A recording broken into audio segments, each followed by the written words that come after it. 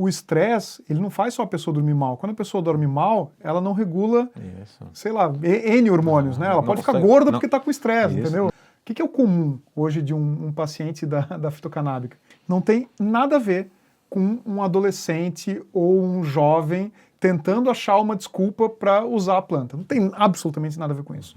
O comum é uma senhora com fibromialgia que tentou outros recursos e não consegue. E aí, de repente, usando a planta, ela melhora o humor, ela reduz a dor, ela se torna uma pessoa mais sociável e ela volta a dançar com as amigas. Doutor Fabrício, obrigado mais uma vez. Eu sou o Thiago Matias. A gente está aqui mais um episódio do podcast oficial da Fitocanábica. E hoje a gente vai falar um pouquinho sobre os bastidores, né? Um pouquinho como que a fito pensa saúde, como pensa a medicina para os nossos pacientes. E aí nada melhor do que falar desse assunto, nosso maior especialista, professor, doutor Fabrício. Faba, obrigado, por estar aqui com a gente mais uma vez. Eu vou deixar tu se apresentar rapidinho e aí depois a gente começa esse bate-papo aí. Legal. Obrigado, Thiago, pelo convite. Gosto muito desse espaço que a gente está abrindo para que as pessoas vejam um pouquinho o que tem por trás dessa empresa, né? A gente costuma fazer, vamos dizer, um marketing da empresa para fora. Esse aqui é um marketing da empresa para dentro, né? Vamos mostrar, vamos expor as nossas ideias, a nossa visão.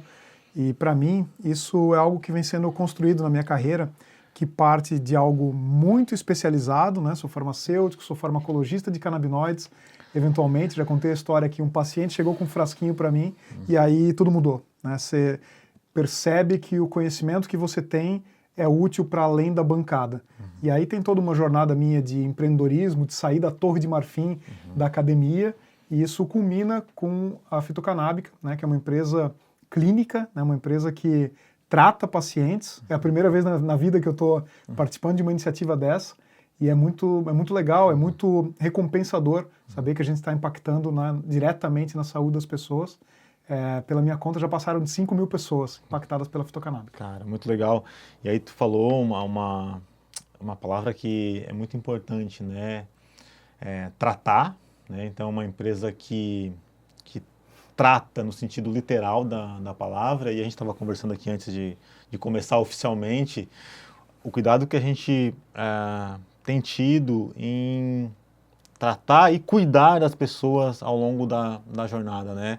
A gente durante muito tempo olhou para medicina, para tratamento, como quase que uma transferência de responsabilidade, né? Então as pessoas procuravam um serviço de saúde, recebiam uma prescrição, muitas vezes uma prescrição genérica, e não é aqui uma crítica isolada a A ou B serviço, mas a gente já foi sujeito, né?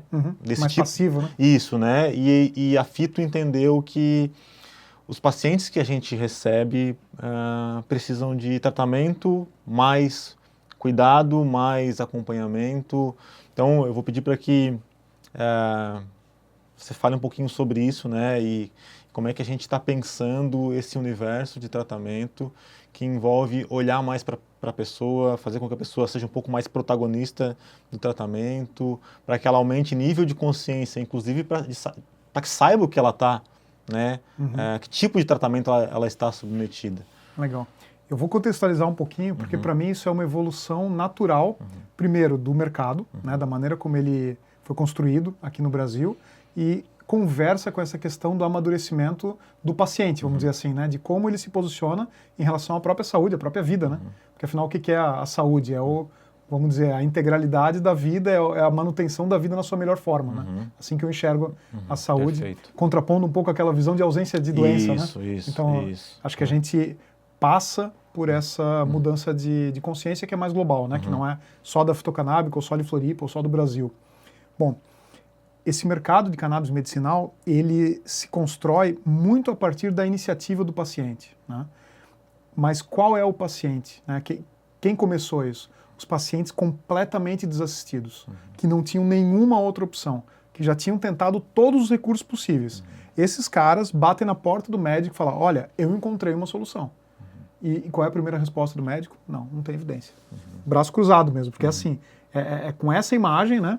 fechada, com tabu, sem conversa, com antagonismo até, que os pacientes se depararam no início. Mas eles insistem, só não, eu quero, eu estou vendo o que está acontecendo, eu estou olhando nos outros países, né? Essa é a primeira fase. Então, o paciente que buscava a cannabis medicinal nesse primeiro momento, e aí posso dizer com orgulho que participei desse momento de mercado lá de 2013, 14, 15, ainda pré-regulamentação, eles buscavam alívio.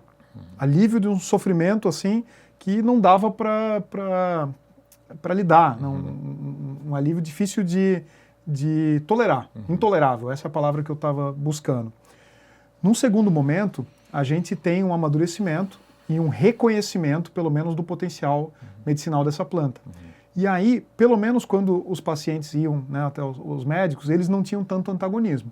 Os médicos já olhavam aquilo com uma cara mais, vamos dizer, de experimento, de curiosidade, falavam, olha, tem algo aqui acontecendo. Porque, afinal, as primeiras experiências vinham sendo documentadas, né, já tinha mais informação e diálogo sobre esse assunto. No terceiro momento, que é onde a gente está, né, passa por uma proatividade de um setor da medicina, um segmento, né, sobretudo na neurologia, que não tinha muitos recursos, mas se espalha rapidamente para várias outras especialidades médicas. Né, e mesmo os clínicos gerais, que podem prescrever, acabam, vamos dizer, se envolvendo com essa área. Nesse terceiro momento, o paciente não é mais o paciente que está buscando apenas alívio e não é mais o paciente que precisa educar o médico, vamos dizer assim. Não é mais um embate. É uma conversa, é uma união, né, e é uma parceria. Eu acho que esse é o momento que a fitocanábica entra. Ela é uma empresa parceira do paciente. E nesse quesito de parceria, a busca não é por, de novo, alívio do sofrimento. É por melhora de saúde, é por trazer bem-estar, é por trazer uma visão mais integral de quem eu posso me tornar como ser humano. Então, o que eu aprendi nessa jornada com a fitocanábica? Que quando a pessoa recebe acesso àquele medicamento, né, aquele tratamento, seja o CBD ou os outros canabinoides, ela está iniciando uma nova fase da vida. Frequentemente a gente observa isso. A pessoa fala, pô, eu não podia fazer X, agora eu posso. Eu não dormia bem, agora eu durmo, então eu posso fazer esporte de manhã. Ah, eu tinha muita dor, eu não conseguia caminhar, agora eu consigo caminhar. Diversos exemplos, né? E um pouco até para além daquelas histórias de sofrimento das crianças com epilepsia. A narrativa mudou e as pessoas que se relacionam com a cannabis mudaram e ampliou muito essa relação. Tocou num ponto bem importante aqui, minha cabeça já começou tem um conceito, né, que tu conhece bem, que é anos vividos com incapacidade, né? Então, os adoecimentos, né, por exemplo, adoecimentos de saúde mental e outros problemas fazem com que as pessoas passem muitos anos das suas vidas vivendo incapaz, né? Sobrevivendo no sentido de não conseguir explorar o melhor de si, não conseguindo agir com autonomia, não conseguindo ser produtivo nas coisas do dia a dia e no relacionamento que se estabelece com a sociedade e com outras pessoas, com relacionamentos fragilizados. E por que eu estou falando isso, né? Porque muitos dos pacientes trazem esse combo, né? Trazem essa... Então, o adoecimento ele é um processo sistêmico, complexo, e que carrega, né, essas várias incapacidades. E aí você está colocando um cenário em que esse paciente, né, tem buscado também outras contrapartidas nos seus tratamentos e nos seus cuidados. Então, eu vou fazer uma pergunta bem objetiva mesmo, assim, que é, pensando nessa terceira fase, né, o que os pacientes efetivamente se beneficiam ao estarem envolvidos num ecossistema? Eu acho que essa é uma palavra boa para aquilo que a gente tem feito, né? Um ecossistema, um hub de saúde que vence essas barreiras de uma medicina mais tradicional, mais medicalizada no sentido do medicamento tradicional, de uma medicina mais centrada na transferência de responsabilidade. Tem inclusive um termo para isso, que é culpabilização da vítima, né? Os pacientes são culpados, mas na verdade eles são vítimas de uma sociedade que os adoece. E agora, né, uma aceitação e as primeiras evidências, e eu sei bem, né, eu curioso fui lá ver, ler, estudar, né, também sou cientista. E agora uma terceira fase, onde há essa necessidade de um ecossistema mesmo mais preparado para receber essas pessoas. Então, assim, o paciente que esse paciente se beneficia ao entrar, ao participar desse movimento de uma medicina 3.0, talvez. Legal. Eu sempre fico em dúvida em quantos pontos zero que era. Né? Sempre vem um número diferente. Eu né? peguei 2, o 3, né? 3. 1, 2, 3. Bom, primeiro, assim, como eu tinha comentado, né? As pessoas queriam tomar CBD. E aí, muitas vezes, a relação com o médico era tipo, me dá receita. Né? A gente tem exemplos muito ruins aí na história desse mercado de maneira global. Eu acho ruim, pelo menos, aquele do Green Doctors, da Califórnia. Né? O que era? Para você ter acesso ao CBD, né, cannabis, etc., você tem que ter uma carteirinha. Legal, então você entra lá no médico, ganha essa carteirinha e agora você tem acesso ao dispensário. Acaba que o médico é uma espécie de porteiro, né? Um porteiro de colarinho branco. Isso não tem nada a ver com a visão que a gente tem de tratamento, de saúde, de clínica, não tem nada a ver com isso. Claro que a prescrição ela ainda é necessária, né? Ela é necessária, mas o tipo de médico que você se depara quando tem uma consulta com a fitocanábica é um médico que se preocupa com você. Não é alguém que fala CBD, pega, né? Vai embora. Ou até como tem em outras empresas, simplesmente um aplicativo e deu, né? Você não tem uma relação. Aqui a gente desenvolve uma relação, não só com médicos, mas com outros profissionais de saúde. Eu lidero o time de acompanhamento terapêutico, né? Basicamente farmacêuticos, mas a gente tem outros profissionais de saúde. Bom, a gente tem você que é da área de educação física, né? Só para mostrar, com um exemplo bem prático, a multidisciplinaridade. Né? Então, minha visão é que hoje a gente consegue minimamente ter uma prescrição bem feita de canabidiol ou de outros canabinoides e um acompanhamento para garantir a adesão ao tratamento. Perfeito. 2 coisas que são importantes para farmacêutico quando a gente faz a faculdade. Uso racional de medicamentos, ou seja, um medicamento para quem precisa, da forma que a pessoa precisa. A segunda é adesão ao tratamento, porque simplesmente ter acesso não resolve a questão. Né? Você tem que conseguir fazer o tratamento durante um determinado período de tempo da melhor maneira possível. Isso é um desafio, exige disciplina. Né? Por mais que você tenha um alívio e aí aquele reforço positivo, né, para continuar o tratamento, tomar algo todos os dias exige disciplina. Exige mudança de comportamento, né? Tomar um produto importado que demora talvez 15 dias, 20 dias para chegar na sua casa, exige que você se prepare. Um mês antes, você tem que estar conversando. Está funcionando? Não está? Quanto que precisa? Então, a gente faz essa gestão proativa, vamos dizer assim, do paciente. Tá? Eu não quero parar aí. Eu acho que a gente tem mais a fazer ainda. Né? Envolvendo o paciente na comunidade, como a gente está fazendo, né? Comunidade de WhatsApp mesmo, que você conhece muito bem, é uma das pessoas à frente dessa iniciativa. Eu percebo que a gente tem vários aspectos de saúde que não estão ainda cobertos. Né? Esses dias a gente teve uma aula de meditação, achei uma iniciativa muito legal. De repente, algum dia a gente vai ter um passeio, de repente, algum dia a gente vai ter, sei lá, uma saída fotográfica. Né? E isso representa muito essa questão que a gente comentou dos pacientes começarem uma nova jornada de vida a partir do reestabelecimento do padrão de saúde. Essa é a visão. Envolve profissionais de saúde, mas extrapola, transcende. Perfeito. Eu levantei aqui a bola, né? E claro, eu acabei nem me apresentando, né? Eu a minha formação inicial, como você falou, em educação física e fiz um doutorado. E meu doutorado é em ciências do movimento humano. E dentro da ciência do movimento humano, tem um humano que se movimenta, né? Mas, curiosamente, o que eu me deparei no meu doutorado é um fenômeno em que as diversas áreas da saúde sabiam muito sobre técnica, sobre prescrição, sobre métodos, mas não entendia da pessoa, do sujeito. Né? Então, eu comecei a entender no meu doutoramento que nós, enquanto saúde, nós olhávamos muito pouco para as pessoas mesmo, né? Inclusive não entendíamos, por exemplo, por que uma pessoa adere mais ou menos a um determinado tratamento, quais são os mecanismos que eu poderia facilitar essa adesão, qual que é a importância, por exemplo, do suporte social e do apoio social. Excelente. Hoje a gente sabe na literatura que apoio social é um dos principais preditores de mudança de comportamento. Só para traduzir aqui, né? Preditor é um mecanismo, algo que facilita outra coisa acontecer. Então, é muito mais fácil treinar, por exemplo, ir na academia com um amiguinho do que... Né, é muito mais fácil fazer uma dieta quando a família entende que comer melhor é importante do que alguém num esforço individual.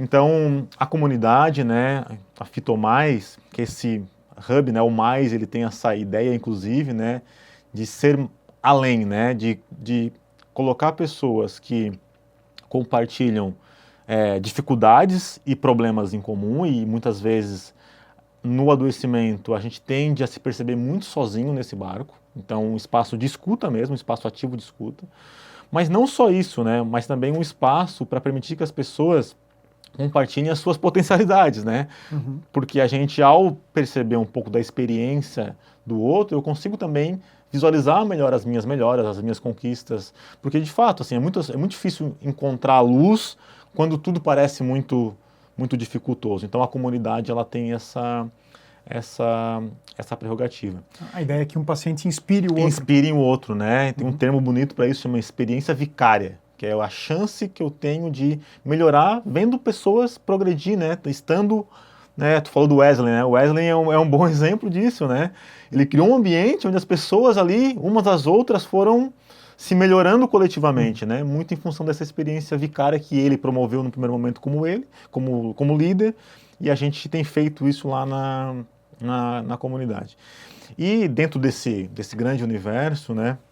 A gente, enquanto espaço de saúde, entendeu que a gente tem que tratar, cuidar, mas mirar na vida desse paciente, né? Melhorar as condições de vida mesmo, né? Então a gente tem hoje uma comunidade preocupada em fazer as pessoas serem mais ativas, né? Ser ativa no sentido literal, né? Então ser ativa em fazer mais arte, ser ativa em se exercitar, ser ativa em melhorar a sua alimentação e ajudar outras pessoas para que façam isso também. Então a gente tem se preocupado bastante em promover o estilo de vida, né, que envolve exercício, envolve alimentação, envolve sono, né? Então já tivemos várias conversas sobre sono, envolve os nossos relacionamentos, o manejo e o controle do estresse, cuidar da natureza, né? Então a gente, aí até como posicionamento, né, Fábio, uma empresa conectada, né,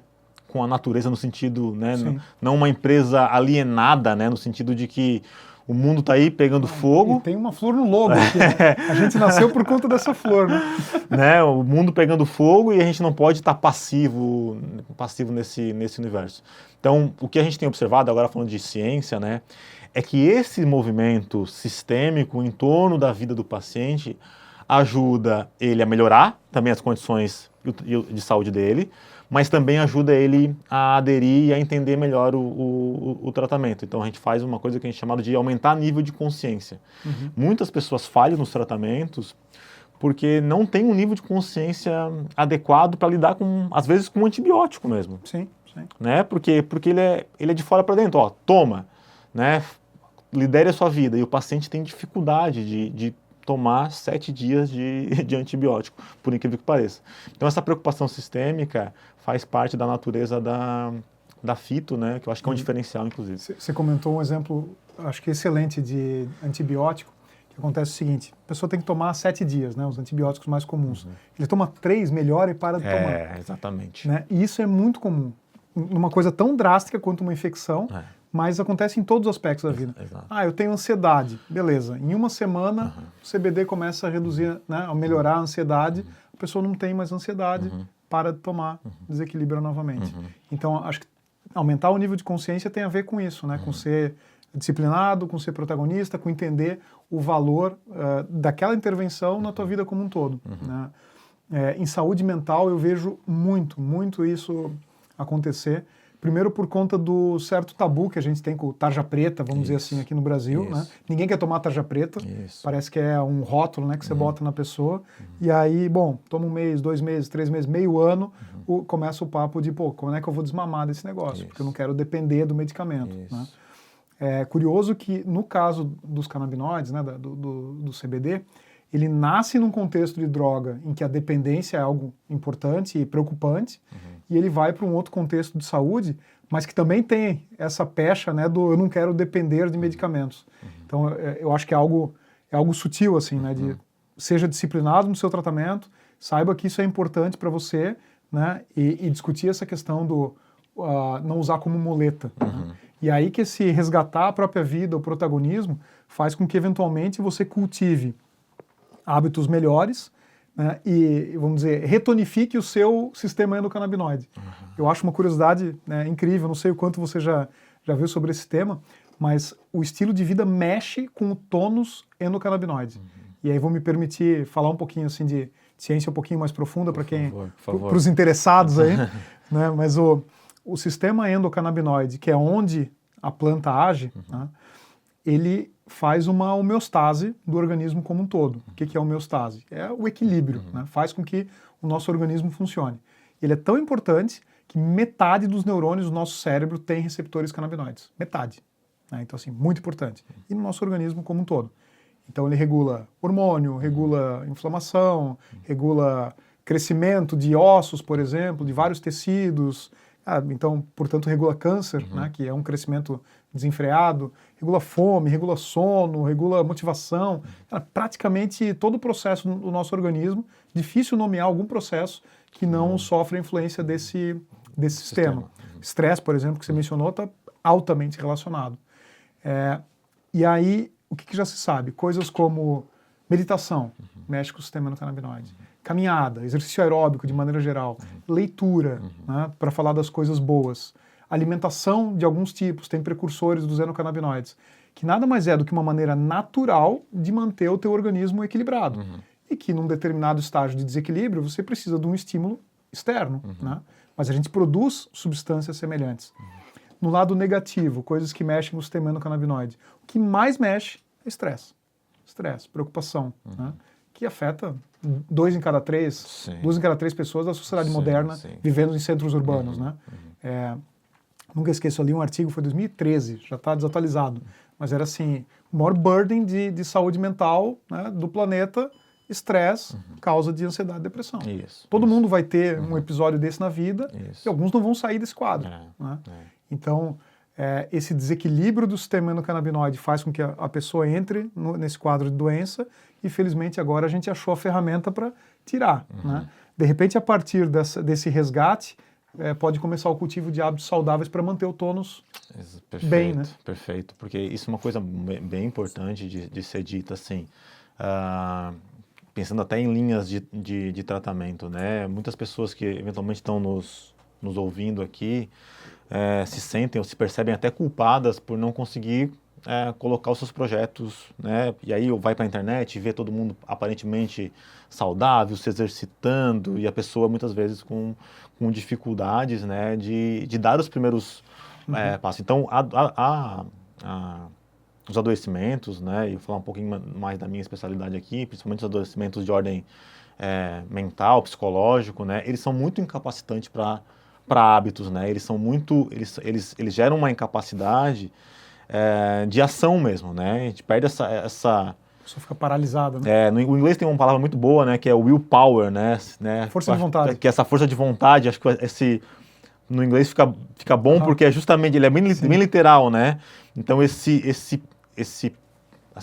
power, essa força, né, ela é... Então tu tá me dizendo que essa linha de tratamento, ela cria essa facilitação, inclusive, né, para que a pessoa saia, vou colocar aqui entre aspas, da crise, no sentido de começar a restabelecer essa função que por alguma razão está prejudicada, e aí paralelamente, e agora falando aqui da Fitomais, a gente vai melhorando as condições de vida para que, por exemplo, a gente consiga entender melhor e manejar o estresse, já que existe um ciclo ali, né, então essa preocupação de que a gente está remediando no sentido bom da palavra, né, que é criar uma condição para que a gente possa realmente restabelecer a saúde e, paralelamente, ajudar o paciente a ajustar dificuldades que ele tem na vida, né? Então, eu lembro de uma das conversas que a gente teve lá na Fitomais, foi falar sobre ansiedade, né? E aí eu explicava para eles, para os pacientes, as pessoas tendem a achar que aquele sentimento de ansiedade que a gente está recebendo agora, está experimentando agora, é algo que aconteceu minutos antes, ou na verdade o que aconteceu antes é só o gatilho, A ansiedade que se manifestou, ela é um conjunto de ações que vai desde a organização da vida da pessoa, das preocupações, das relações que estabelece. Então, ter esse tipo de conversa ajuda o paciente a melhorar e mexer nos mecanismos que geram aí níveis de estresse e assim por diante. E saber que ele não está sozinho, né? E saber que ele não está sozinho, exatamente. Eu gosto muito desse conceito. E, assim, de novo, voltando àquele conceito do amadurecimento do mercado, né? No início, a gente falava de pacientes refratários, né? É o termo. Mesmo os caras sendo refratários, 2 em cada 3 tinham algum nível de resposta no CBD. Pelo menos nos estudos iniciais que eu fiz com epilepsia, né? Então, imagina, você está sozinho, você não vê esperança. De repente, você está num lugar que, de cada 3 pessoas que você vai ver, 2 vão reforçar essa tua esperança, né? Então, há mais chance de você ser empoderado por aquela relação num grupo sob tratamento do que você tinha antes, né, sem esperança. Porque existem discussões sobre isso, né? Assim, eu pelo menos vejo essas discussões nos bastidores do quanto está exposto a outras pessoas gera ansiedade ou gera pertencimento. Boa. Né? Gera comparação ou até uma obrigação, uma expectativa exagerada de que eu tenho que melhorar, né? Ou gera pertencimento. Perfeito. Como é que você enxerga isso? Assim? Pô, essa é uma pergunta excelente, assim. Então, primeira coisa, né? Nós seres humanos, por neurobiologia, a gente precisa gerar critérios de comparação. Esse é um mecanismo evolutivo, inclusive, que permitiu a gente estar aqui, né? Porque ao me comparar, eu consigo gerar previsibilidade sobre as coisas que vão acontecer no futuro. E aí hoje a gente sabe, por exemplo, que boa parte dos adoecimentos modernos de saúde mental acontecem pela essa alta exposição que a gente tem nas redes sociais, que gera esse excesso de comparabilidade que a gente não consegue administrar, e isso faz a gente avaliar a nossa vida naturalmente como pior. Por mais zen, por mais capaz, essa exposição ela gera sempre tem alguém melhor, né? Alguma perturbação, não tem jeito. E aí, acho que 2 coisas é importante, né? Então perguntas, né? É possível alguém dentro de um ambiente comunitário, olhar para esse ambiente comunitário e perceber-se mais ansioso diante de alguém eventualmente melhorando ou tendo... Sim, é possível. Em quais condições isso é possível? Quando eu inicio o tratamento, né? Quando eu não me sinto plenamente pertencido, ou quando eu não entendo as regras daquele jogo que está sendo colocado. Então acontece isso com as redes sociais. A rede social é um fenômeno, né, que as regras não estão muito claras ali para nós. A gente acha que entende o que está acontecendo, mas no fundo a gente é produto, na verdade a gente não é... Estão caçando nossa atenção. Exatamente, da maneira que for. Né? Da maneira que for, né? E se a gente olhar para os jovens, né, isso é ainda mais problemático, né? E, enfim. Então, um paciente mais vulnerável, né? Ou seja, com um nível de adoecimento que gera uma vulnerabilidade maior. Então isso é possível, isso é bem possível. Por outro lado, o que a gente quer criar então? É um ambiente organizado, moderado, que a pessoa consiga... Porque até superar esse nível de ansiedade é uma forma de melhorar e progredir. Porque se não for ali, eventualmente, vai estar num ambiente sem controle, e aí a repercussão ela pode ser pior. Verdade. Né? Então é um pouco ingenuidade achar que o fato de estar ali é que vai ser o que vai gerar... É melhor que o problema, eventualmente, que se ele exista, ocorra dentro de um ambiente em que haja um controle e um cuidado, e a pessoa tenha a oportunidade de falar como se sente, né, do que... Porque é isso, hoje qualquer pessoa sujeita a um tratamento de saúde, seja em qual linha que ele esteja, ele tem essa possibilidade de se comparar, ou de buscar uma informação na internet, ou de perguntar para IA, ou de... Perfeito. Então que pergunte para a Fito, sabe? Que interaja com os profissionais altamente capacitados que a Fito tem. E o que a gente tem observado, agora falando do que a gente tem observado ali na empresa propriamente dito, né, é justamente o contrário. É as pessoas se empoderando mesmo, sabe? Se sentindo proprietárias, com autonomia, com agência, querendo compartilhar suas histórias, querendo incentivar outras pessoas. Então, ao experimentar, né, uma melhora transmitir, transferir isso, né? Então a gente recebe ali diariamente os relatos, né? E aí qual que é a nossa obrigação, né? Enquanto atividade comunitária? É monitorar, é facilitar o início, né? Criar um onboard, que é o que a gente está fazendo, a gente vem conversando sobre isso, né? Criar um onboard para fazer as pessoas entenderem, inclusive que ela vai sentir eventualmente isso. Talvez você se sinta um pouco, né, insegura, mas talvez a melhora não aconteça no prazo que tu espere, talvez. Então, colocar esses talvez de forma mais clara. Então, eu vejo dessa forma, assim, sabe? Eu vejo Essa parte do onboarding, eu acho que ela é essencial nesse tipo de tratamento, porque tem a fase de titulação, né? Que é o termo técnico que a gente usa, mas nada mais é do que achar a dose que funciona. Né? E parece uma coisa meio experimental, estamos usando de ratinho de laboratório e tal, mas a questão é que o sistema endocannabinoide, por conta daquelas questões que eu mencionei, que ele é muito, vamos dizer, plástico, moldável em relação ao estilo de vida, faz com que cada um tenha uma sensibilidade diferente a essas substâncias. Tem pessoas que são muito sensíveis, tem pessoas que são muito resistentes. Então, na verdade, grande parte tem benefícios em doses baixas ou moderadas, né? Mas existem alguns que precisam de dose mais alta.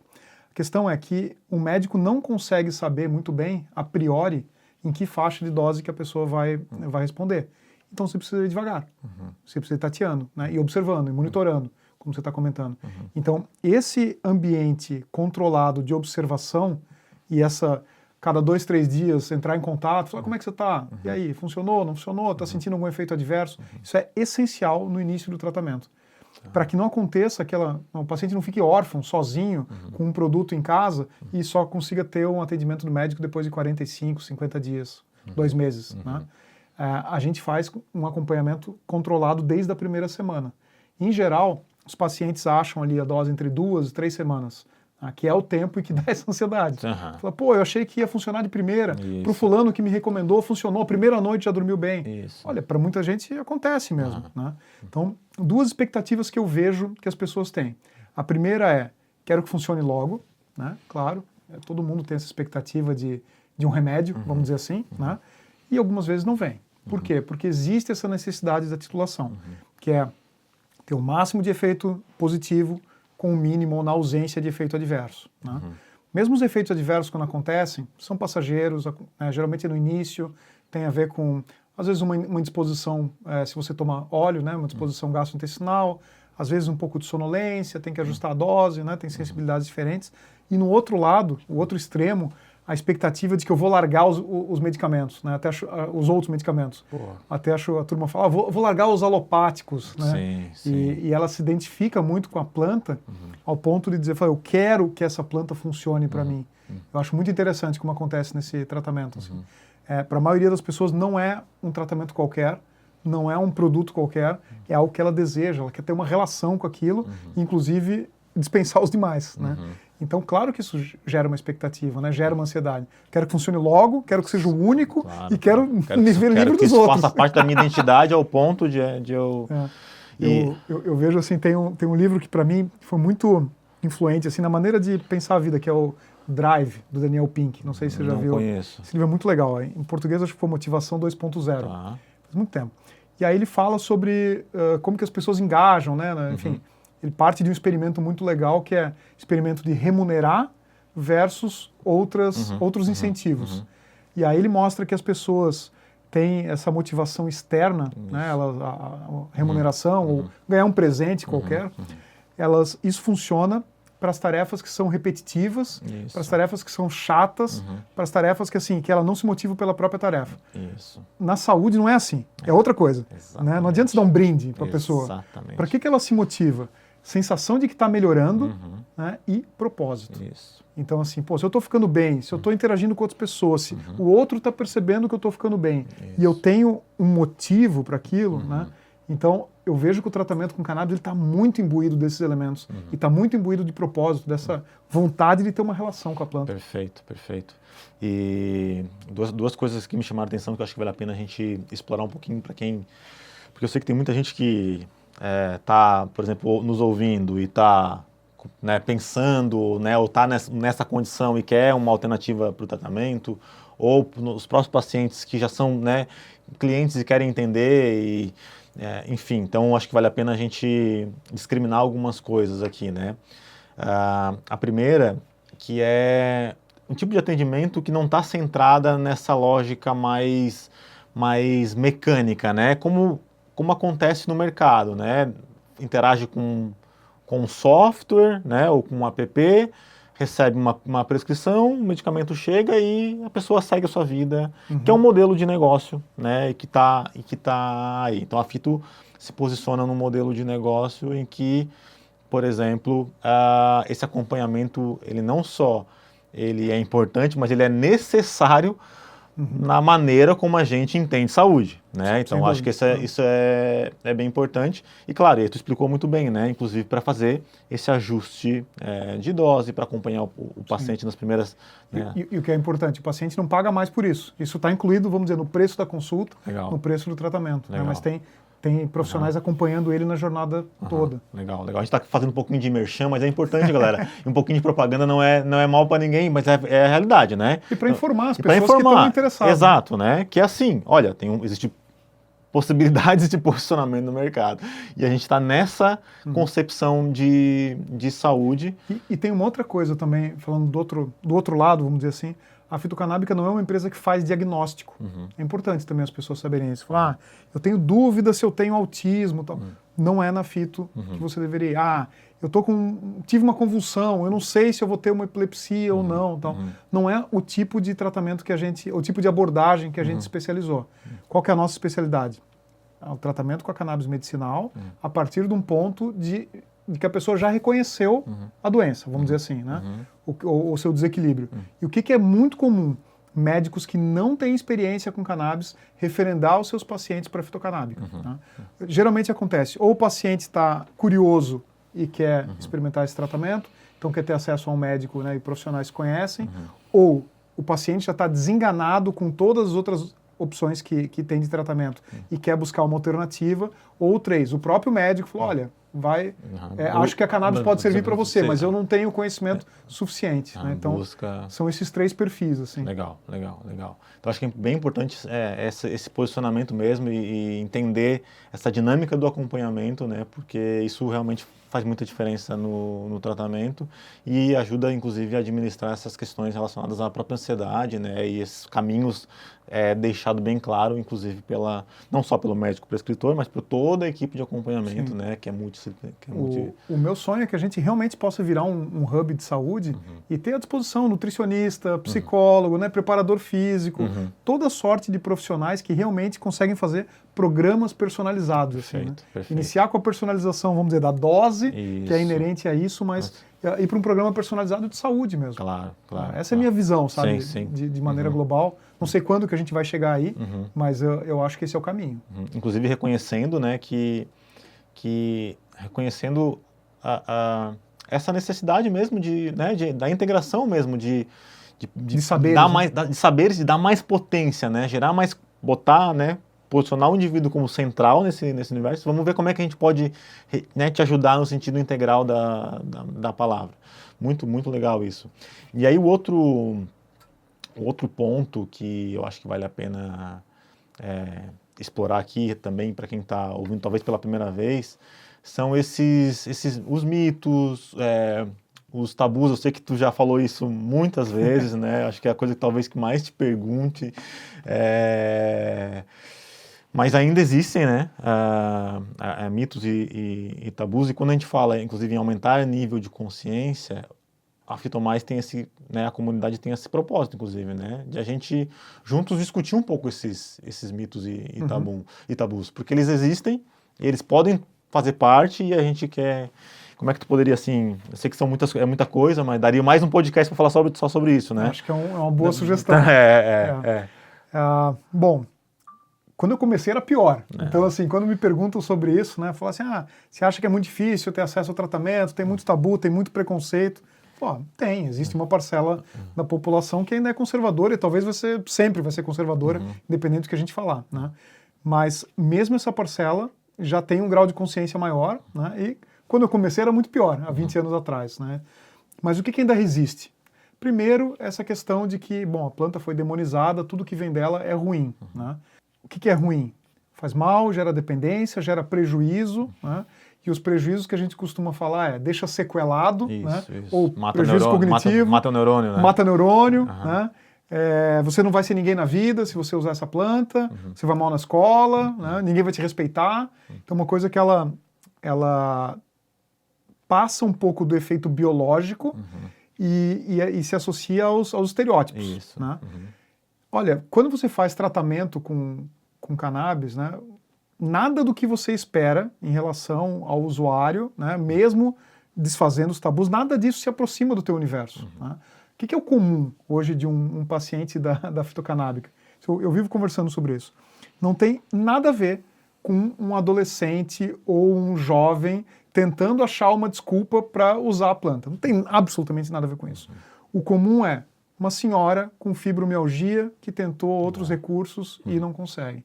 E aí, de repente, usando a planta, ela melhora o humor, ela reduz a dor, ela se torna uma pessoa mais sociável e ela volta a dançar com as amigas. Uma pessoa que tinha um estresse muito grande, tinha dificuldade para dormir, estava sempre de mau humor, fica ansiosa, fica deprimido, de repente passa a ter uma relação melhor, né, com a sua vida, começa a dormir melhor, com isso tem toda uma transformação. O estresse, ele não faz só a pessoa dormir mal. Quando a pessoa dorme mal, ela não regula, sei lá, N hormônios, né? Ela pode ficar gorda porque está com estresse, entendeu? Não consegue regular a fome, exato. N coisas, né? Assim, o craving de doce, né? Muito comum. Está com estresse, dorme mal, come doce. Né? Só para dar um exemplo. Outra história que é comum, né? Pacientes idosos com doenças neurodegenerativas que tinham um prognóstico muito ruim de qualidade de vida, por mais que pudessem viver 10 anos, passam a ter esses 10 anos aí com uma qualidade de vida muito melhor. Né? São essas histórias que a gente ouve. Não tem absolutamente nada a ver com o que se imagina de alguém usando a prescrição médica como uma desculpa, né? Para ficar chapado, para usar planta, qualquer coisa dessa. Né? Isso é o tabu em relação a estereótipos, vamos dizer assim, né? O outro é esse que você comentou, prejuízo cognitivo, mata neurônio, causa esquizofrenia, então os prejuízos associados, vamos dizer assim, ao uso exagerado dessa planta de maneira recreativa. Né? Isso, em geral, não acontece no contexto medicinal. Primeiro, no Brasil, a composição dos produtos de cannabis tende a ser muito mais com canabidiol e não tanto com o THC, né? E é o THC que pode, em determinadas circunstâncias, provocar prejuízos, né? Mas ainda assim, de maneira controlada, com dose conhecida, com produtos confiáveis, com um médico acompanhando, a chance de acontecer é muito pequena. Quando que acontece? Quando usa numa idade precoce, né? A gente sabe que a questão aí da poda neuronal, né, durante a maturação do cérebro, não se deve usar canabinoides, assim como não se deve usar nenhuma substância. Né? Claro que num ambiente controlado de um mercado que você tem que ter uma prescrição, etc., é muito mais fácil restringir esse acesso, né? Mas as pessoas têm acesso na rua, então esse tema ainda existe. Né? E da mesma forma como um adolescente de 15, 16 anos não deve fumar maconha, também não deve beber e ele não deve usar outras substâncias. Né? Então está dentro desse contexto. Mesmo assim, o THC também é medicinal.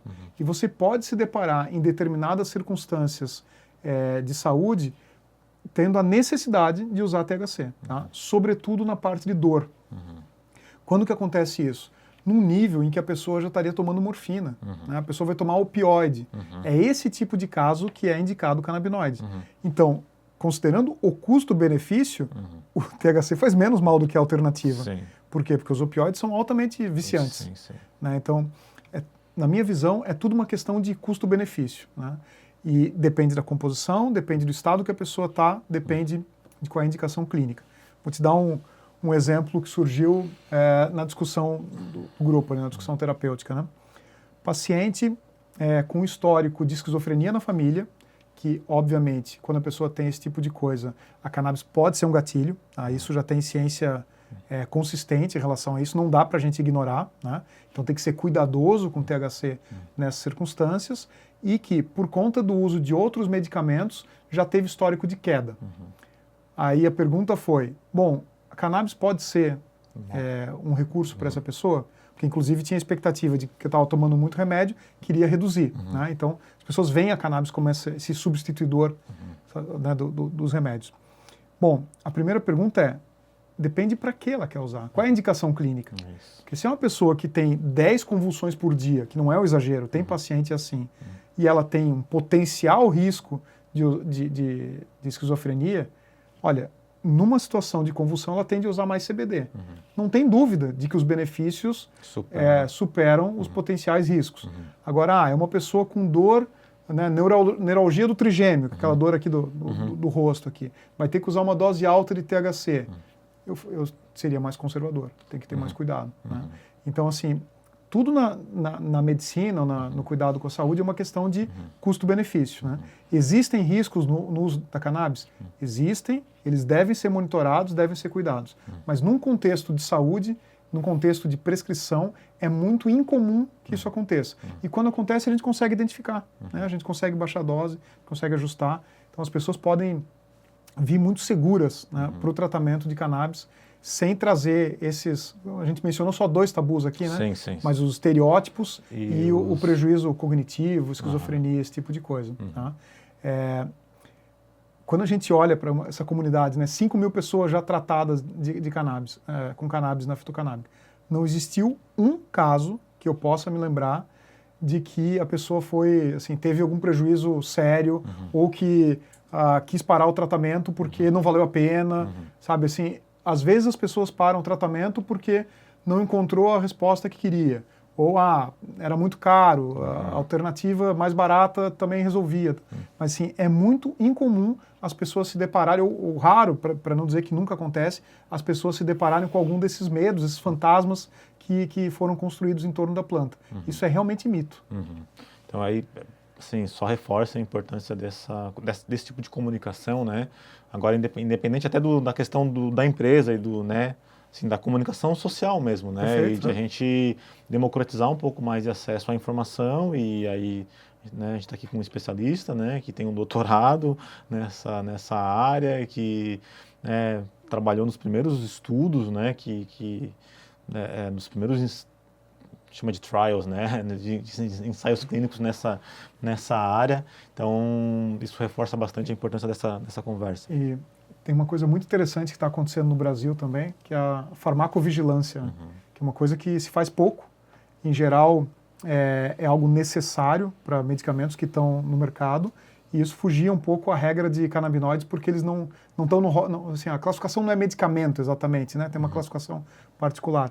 E esse ano, uma empresa do nosso grupo também vai estar associada a um grande projeto de monitoramento de pacientes no Brasil inteiro. Então, são quase 1 milhão de pacientes no Brasil e vai haver um monitoramento ativo desses pacientes para que a gente consiga entender melhor quando que os benefícios superam os riscos, né? E geralmente é quase sempre. Sim, legal, porque daí a gente consegue, inclusive, a questão não é validar, porque, né, a gente consegue facilitar a interpretação para a população geral, né, quando a gente tem dados dessa natureza, porque as evidências, né, elas existem, né, e você, de novo, você é um especialista nisso, mas como é que a gente traduz isso para o legal saber dessa iniciativa. E a minha visão é que, assim, a partir do momento que a gente começa, aí vou usar o termo que você falou, validar essa abordagem terapêutica, menos e menos médicos vão ter esse argumento de não há evidência, né, então, na minha visão, a essa altura, 2026, né, 4 de maio de 2026, um médico que fala não tem evidência, eu não quero estudar, eu não tenho interesse, ele já está desatualizado, ele está passando vergonha, né, porque os pacientes estão cada vez mais bem informados. E você mencionou o uso de tecnologia, né? Fiquei feliz, esses dias estava procurando sobre produtos de CBD, né, na IA, aquela coisa, eu sou entusiasta do uso de tecnologia, a fitocanábica figura entre uma das empresas, vamos dizer, recomendadas pelas IAs. Isso legal, né? Isso é uma vitória, né? Tu fica ali... Super. Quando a IA consegue te identificar, né? Assim, realmente isso é uma vitória. A gente está aqui já, acho que encaminhando aqui para o nosso finalzinho aqui.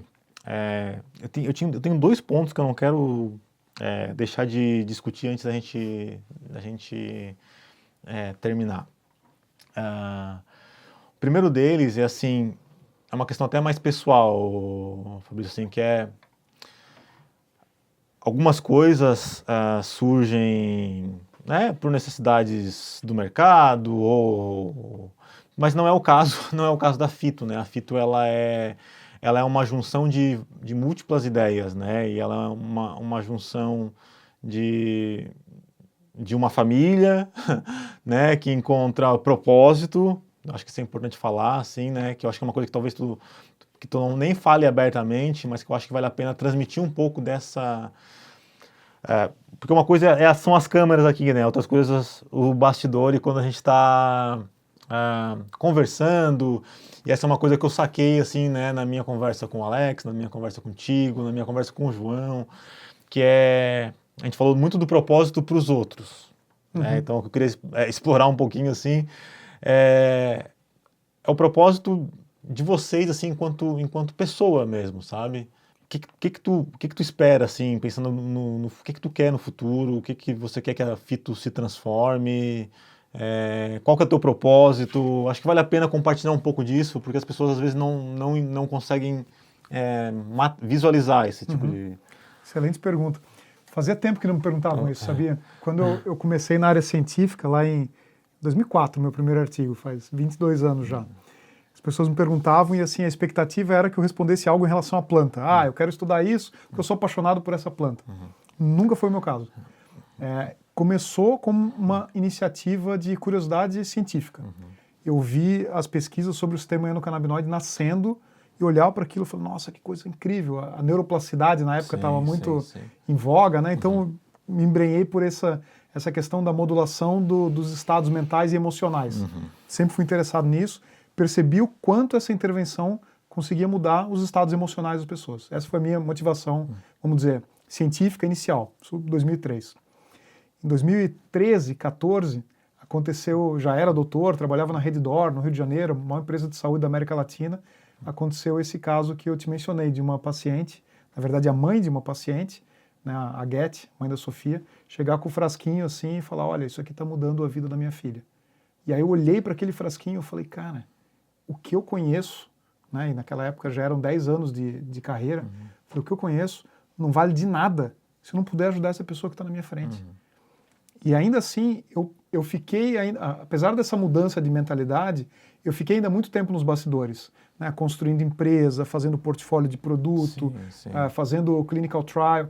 Você se aproxima, né, eu ajudei diversas associações, ajudei diversos pacientes a tirarem o seu HC para poder plantar em casa, já fiz um monte de coisa, já ajudei na regulamentação, mas ainda faltava na minha carreira poder ajudar direto os pacientes.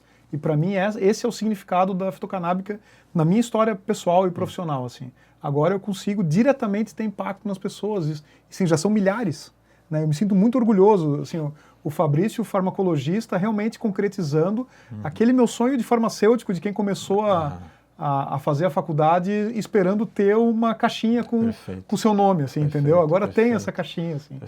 É mais ou menos isso. Pô, e tu me faz lembrar, assim, até da responsabilidade, né? Que é essa responsabilidade de conversar com as pessoas, né? No dia a dia, né? De trocar ideia mesmo, né?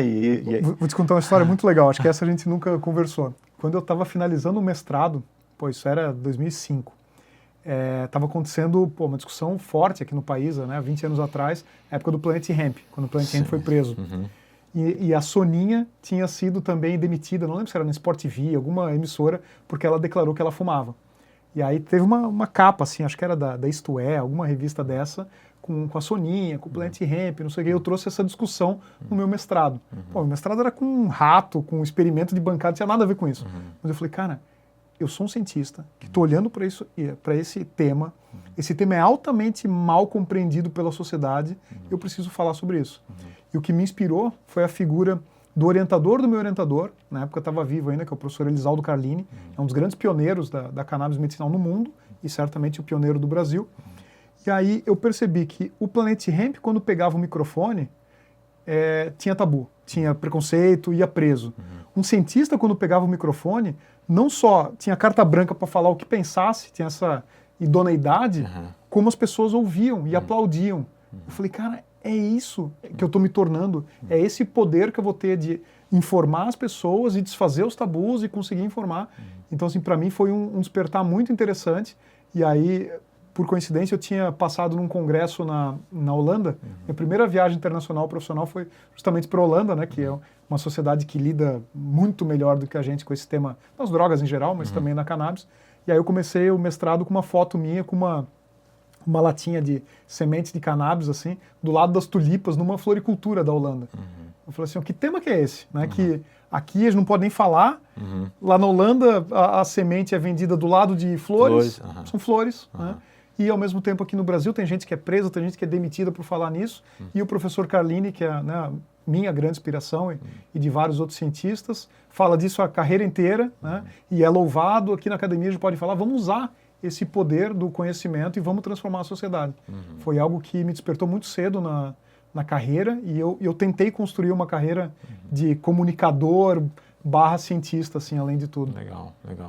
É uma responsabilidade, né? Pô, que bom te ouvir, que é algo que realmente não sabia. Acho que valeu a pena a pergunta, e também para que as pessoas consigam conhecer melhor, né, assim, o bastidor, mas não só o bastidor, né, mas o propósito, como a gente conversou aqui bastante. Para acabar, acho que é legal, assim, pensar nas mensagens finais aqui que a gente pode dar para as pessoas que de alguma forma se identificou com algumas das principais dores, né? Eu acho que é importante a gente falar disso, assim, né?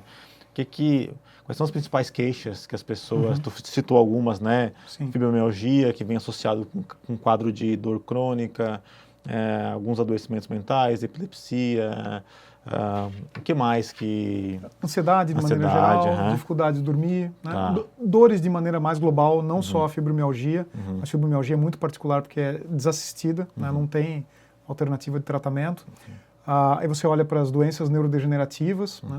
Começou com a esclerose múltipla, hoje existe medicamento registrado para esclerose múltipla, então não há contestação de que há um benefício, mas se expande também para Parkinson, se expande para Alzheimer. Huntington está começando, burnout no aspecto de ansiedade é algo também bastante interessante. Então tem um leque amplo que vai desde desregulação emocional, de problemas com dor e problemas para dormir / estresse. Entendi. Essa é a gama. Poderia classificar, né, em 3 grandes núcleos, né? E isso além das epilepsias e das doenças neurológicas complexas de maneira geral. Certo. Então, até para quem eventualmente, né, se identifica com alguma dessas condições, né? E aí acho que vale a pena acessar lá, né? No Google, acho que um Google acha, né, a fito... Ou na IA, né? Ou na IA, né? fitocanábica.com.br. Acha fácil, né? E aí, então a pessoa, ao clicar lá, automaticamente ela já consegue ali, né? Funciona da seguinte maneira, assim, bom, certamente, Google fitocanábica, né? Você entra no site, vai ter um botãozinho ali do WhatsApp. Essa é a maneira mais fácil, mais rápida. Você vai primeiro passar por uma espécie de triagem, vai ser encaminhado para um médico, agendamento da consulta, eventualmente na consulta tem a prescrição, o medicamento chega em casa, super conveniente. Para as pessoas que ainda não estão seguras, que querem passar por uma consulta médica ou tratamento, qual que é o melhor caminho? Vai para o Instagram, @fitocanábica, segue, acompanha os conteúdos, vai se educando, vai se fortalecendo, vai entendendo para quem serve a cannabis medicinal, eventualmente se identifica e aí vai para o WhatsApp. Perfeito. Bom, pessoal, então temos aqui o caminho, né, e como acessar, mas acho que essa questão de, né, aumentar o nível de consciência, né, estudar, perguntar, isso é bem importante. O professor Dr. Fabrício aqui também é super disponível aqui, vocês também conseguem trocar ideia com ele, aí até inclusive no Instagram. Fabá, obrigado, tá, por esse papo. Eu me sinto muito privilegiado em poder, de alguma forma, participar disso e de conviver ali com os pacientes, né, falando de estilo de vida, né, falando em exercício, falando de sono, que é a minha, né, falando de gente, de motivação humana, que é a minha especialidade. Então eu me sinto super privilegiado. Acho que o propósito, né, vocês conseguiram fazer uma coisa que para mim é muito importante, é fazer eu também entender muito desse propósito e querer com que as pessoas realmente possam viver uma vida que vale a pena ser vivida, sabe? Que vale a pena, né, que seja vivida com esperança, com, né, vitalidade. A vida presta. A vida é isso, né? E eu acho isso muito válido. Legal. Então, é isso, pessoal. Obrigado, tá? E até a próxima. Obrigado pelo convite. Vamos seguir, que tem um longo trabalho pela frente. Bom trabalho. Valeu.